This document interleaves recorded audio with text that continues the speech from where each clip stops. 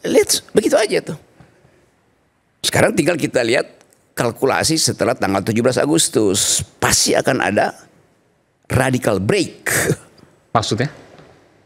Saya mau bilang reshuffle nggak enak. Saya pakai istilah agak absurd lah. Radical break gitu.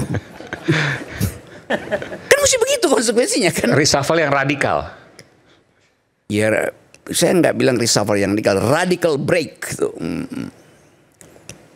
Satu kejadian yang pasti menggemparkan. Setelah 17 Agustus? Ya pastilah. Masa 17 Agustus 80 tahun kan kita mau bahagia dulu kan.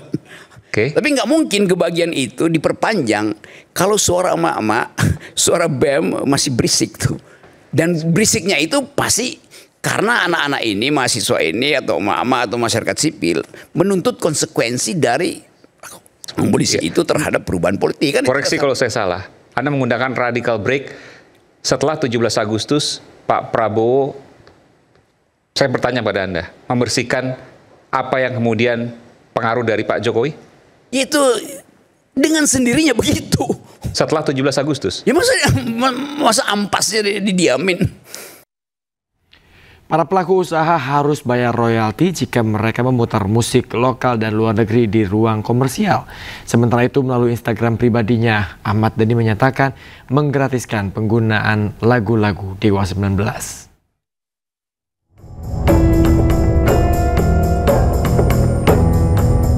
Pelaku usaha tengah menghadapi polemik penggunaan musik di ruang komersial di mana mereka diwajibkan membayar royalti kepada pencipta dan pemilik hak terkait. Mengenai hal itu, Ahmad Dhani melalui Instagram pribadinya menyatakan menggratiskan penggunaan lagu-lagu Dewa 19 bagi para pemilik kafe dan restoran. Ia bahkan membuka jalur komunikasi langsung melalui pesan pribadi di media sosialnya. Sebelumnya, gitaris grup band Padi Reborn Piu juga sudah buka suara. Piu meminta agar pihak kafe tidak perlu takut memutar musik lantaran pembahasan itu sudah diatur dalam Undang-Undang Nomor 28 Tahun 2014 tentang hak cipta.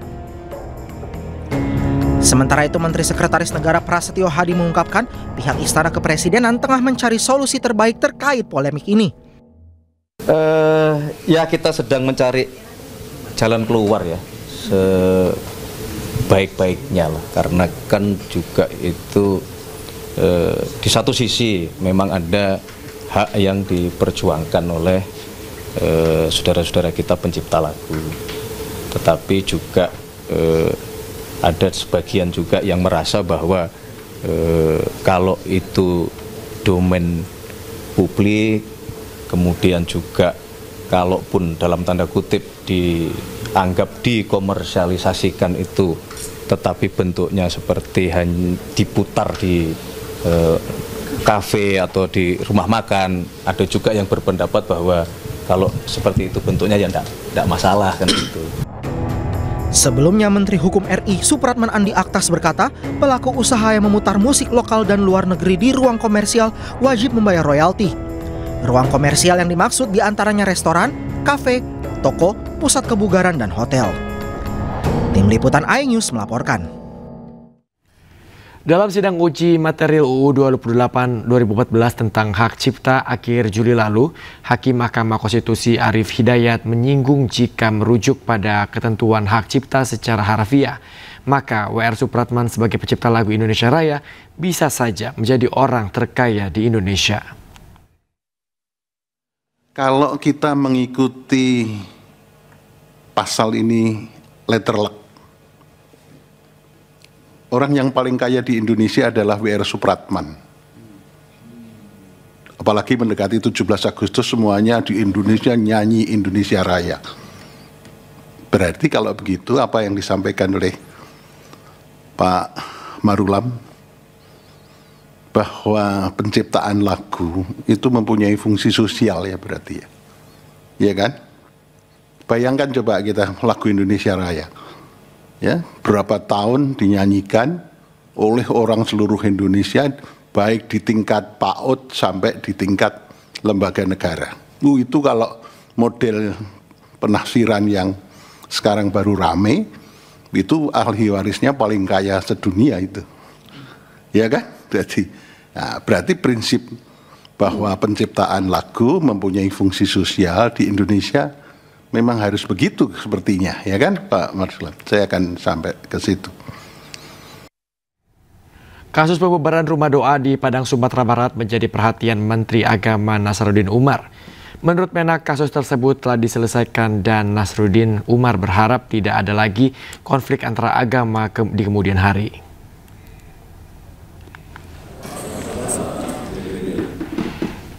Di sela-sela pembukaan acara silaturahmi Forum Kerukunan Antar Umat Beragama dan Lembaga Keagamaan di Gading Serpong, Tangerang, Banten, Menteri Agama Nasaruddin Umar menyoroti kasus pembubaran rumah doa di Padang, Sumatera Barat.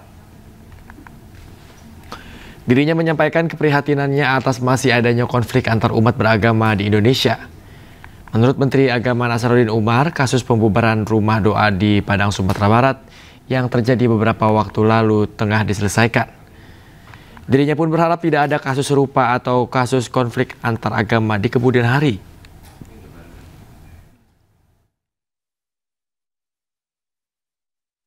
Yang sudah selesai kita sudah selesaikan. Dan itu peristiwa terakhir kita berdoa, berusaha untuk bersama, jangan lagi ada kasus-kasus yang berat. Apa yang dikatakan tadi Pak Sekjen, sebetulnya konflik itu bukan disebabkan oleh doktrin agama, ya, tetapi lebih disebabkan oleh misunderstanding antara satu kelompok dengan kelompok lain. Jadi maka itu kita akan nanti menciptakan satu hegemoni sosial yang akrab satu sama lain. Ada forum-forum kebersamaan yang kita lakukan secara interfaith, ya, sehingga dengan demikian kita akan cair, tidak kaku, dan insya Allah akan menganggap teman-teman kita itu adalah sangat solidaritas yang sangat fundamental, gitu kan. Pemirsa, Lembaga Akreditasi Mandiri memegang peranan yang penting dalam menjaga kualitas pendidikan di Indonesia. Memperkuat hal ini, sebuah forum komunikasi digelar untuk menyoroti pentingnya lembaga ini.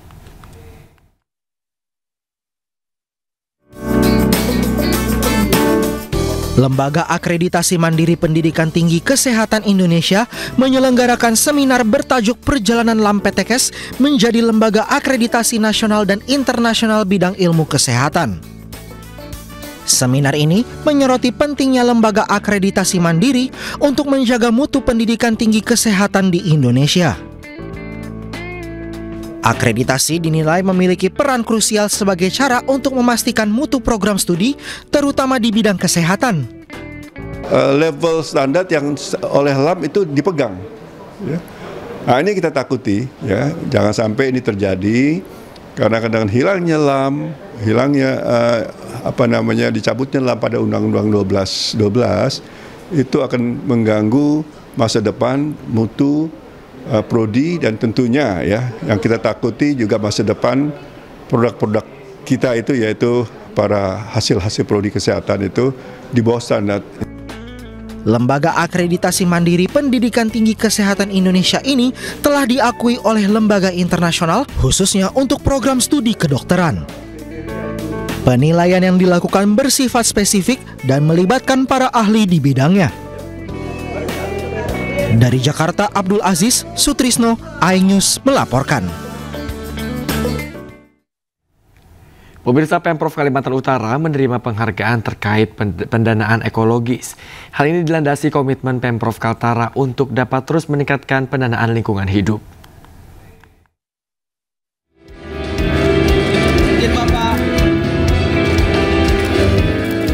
Gubernur Kalimantan Utara Zainal Apaliwang menerima penghargaan Ecological Fiscal Transfer atau EFT Awards oleh Koalisi Masyarakat Sipil untuk pendanaan ekologis. Penghargaan tersebut diterima Pemprov Kaltara sebagai pemerintah daerah pelopor EFT serta terus meningkatkan pendanaan lingkungan hidup.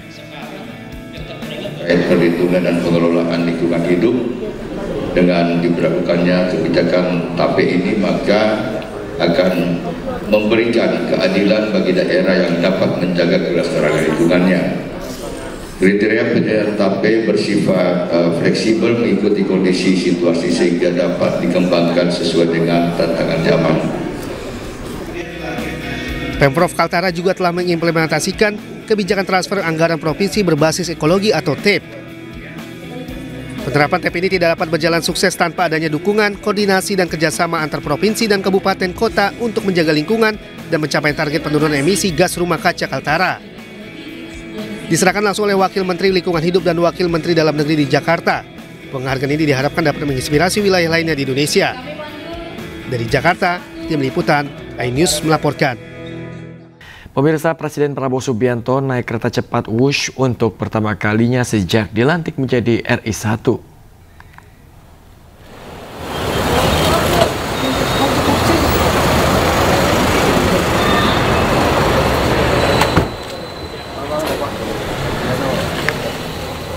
Prabowo tiba di Stasiun Halim Perdana Kusuma Rabu malam menggunakan mobil Maung Garuda Putih. Didampingi SSKP Teddy Wijaya, Prabowo langsung masuk ke area stasiun. Setelah menempel kartu khusus di gate, Prabowo langsung naik eskalator menuju peron dan masuk ke gerbong VIP kereta Wush nomor nomor G1057. Perjalanan ke Bandung ditempuh sekitar 45 menit. Dalam kunjungan kerja di Bandung, Prabowo akan menghadiri konferensi Sains dan Teknologi di Sabuga ITB bersama peraih Nobel Fisika Konstantin Novoselov.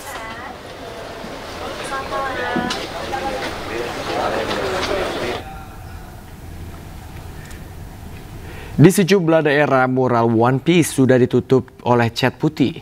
Koordinator Nasional Jaringan Gus Durian, Alisa Wahid, meminta pemerintah tidak bereaksi berlebihan.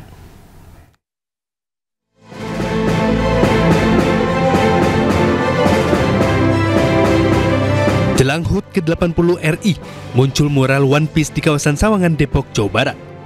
Menurut salah seorang warga, gambar tersebut baru saja terlihat 2 hari lalu, namun dirinya tak tahu siapa yang membuat. Usai viral di media sosial Rabu siang, mural One Piece tersebut nampak sudah ditimpa dengan cat merah putih. Gambar One Piece? Itu udah ada dari berapa hari Pak kira-kira Pak? Nggak, ya kita nggak perhatiin, cuma udah ada aja gitu. Mungkin satu. Saya dagang kan malam kan, pas saya ngeliat juga malamnya sih. Oh, sudah ada ya? Satu hari atau 2 hari mungkin Pak? Saya 2 hari yang lalu lah. 2 hari. Terkait maraknya pengibaran bendera Jolly Roger One Piece, Koordinator Nasional Jaringan Gus Durian, Alisa Wahid, buka suara. Dia meminta pemerintah untuk tidak bereaksi berlebihan, lantaran munculnya bendera One Piece merupakan bentuk kreativitas anak muda dalam mengkritik pemerintah. Yang penting 10 cm di bawah bendera merah putih kan paling gitu ya. Gitu. Ya udah, ini ekspresi kreatifnya anak-anak. Kita harusnya bersyukur anak-anak mudanya kreatif, memberikan kritik itu dengan cara yang tidak menimbulkan keonaran gitu ya, atau kerusakan. Gitu. Sebelumnya viral di media sosial, bendera karakter bajak laut dari manga One Piece berkibar di sejumlah daerah, mulai dari atap rumah warga hingga kendaraan di jalan raya. Fenomena tersebut lantas dikaitkan dengan ekspresi kekecewaan warga terhadap kondisi bangsa Indonesia saat ini. Tim Liputan iNews melaporkan. Pasca viral, pemerintah pastikan tidak ada razia bendera One Piece. Pemerintah pun terbuka dengan kritikan masyarakat atas kinerjanya. Kalau makna kritik kan kita sangat terbuka, pemerintah sangat terbuka, dan kita menyadari kok, bahwa memang masih banyak pekerjaan rumah, ya, masih banyak yang harus kita perbaiki. Nggak ada juga kita mau merazia, mau apa, nggak ada. Pemirsa, Menteri Pertahanan Syafri Samsudin angkat bicara soal fenomena pengibaran bendera One Piece menjelang kemerdekaan RI. Dirinya tidak mempermasalahkan fenomena tersebut asalkan bendera One Piece tidak dipasang di bawah sangsaka merah putih. Harus berpikir jernih. Ini kan kemerdekaan direbut dengan darah, keringat, dan air mata. Itu bendera merah putih dijahit oleh Ibu almarhum Megawati Soekarno. Nah, ini terus ada lagi bendera. Gak apa-apa sih benderanya, jangan kau pajang di bawahnya bendera itu dong. Kan masih banyak juga orang yang biasa, ya kan? Ya terserah kalian lah, bagaimana menilai. Tapi saya pikir sebaiknya tidak. Komisi Pemberantasan Korupsi akan memanggil mantan Menteri Pendidikan, Kebudayaan, Riset, dan Teknologi Nadiem Makarim.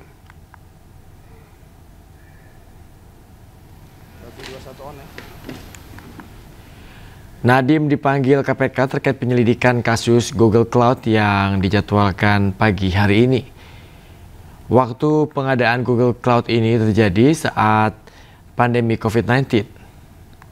Google Cloud digunakan untuk penunjang pelaksanaan kegiatan belajar mengajar yang dilaksanakan secara online.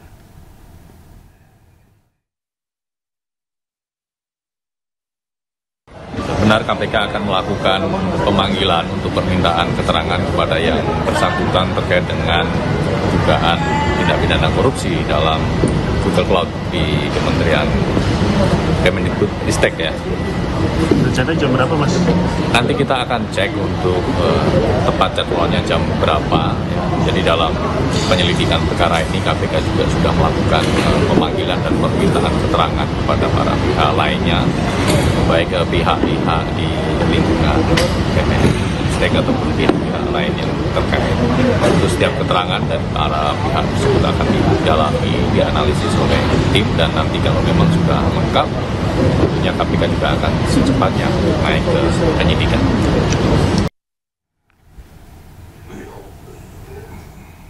Selain Nadiem, KPK juga menjadwalkan pemanggilan mantan Menteri Agama Yakut Khalil Qomas terkait korupsi kuota haji pada 7 Agustus 2025.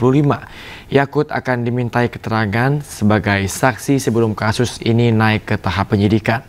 Sebelumnya KPK telah mengundang dan memanggil sejumlah pihak untuk dimintai keterangan dalam penyelidikan dugaan kasus korupsi kuota haji.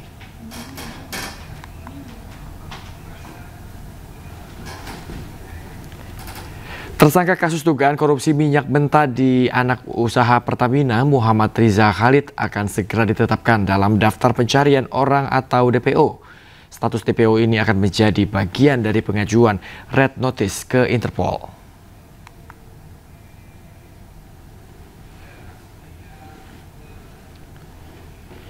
Penetapan DPO terhadap Riza Khalid dilakukan karena Riza sudah 3 kali mangkir dari panggilan penyidik untuk diperiksa sebagai tersangka.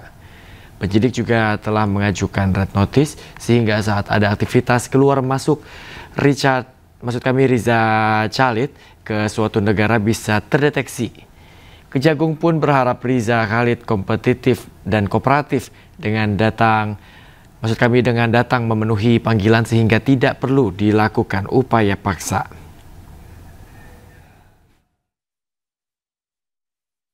Kita sudah melakukan pemanggilan terhadap MRC sebagai tersangka sebanyak 3 kali.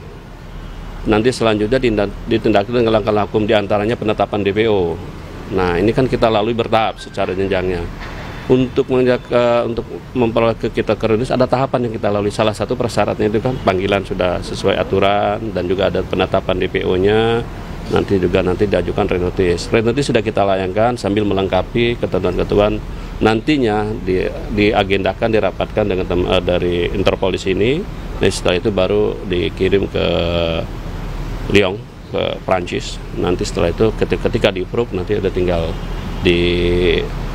tetapkan Red Notice keluar, udah nanti semua imigrasi seluruh dunia akan mengatakan yang bersangkutan akan ketika melalui. Kejaksaan Agung menetapkan Juristan tersangka kasus dugaan korupsi terkait Chromebook sudah masuk dalam daftar pencarian orang alias buron. JT setahu saya, mungkin nanti saya cek lagi ya, pastinya kayaknya sudah DPO kayaknya ya. Oh, udah kayaknya. Red Notice itu Pak? Udah tutup dong, itu DPO itu bagian dari persyaratan nanti untuk dilengkapi untuk mengajukan Red Notice. Mahkamah Agung Republik Indonesia menanggapi laporan Tom Lembong soal dugaan pelanggaran kode etik dan profesionalisme oleh hakim yang menangani perkara korupsi vonis 4,5 tahun kasus impor gula. Mahkamah Agung menyatakan akan mempelajari laporan tersebut secara cermat.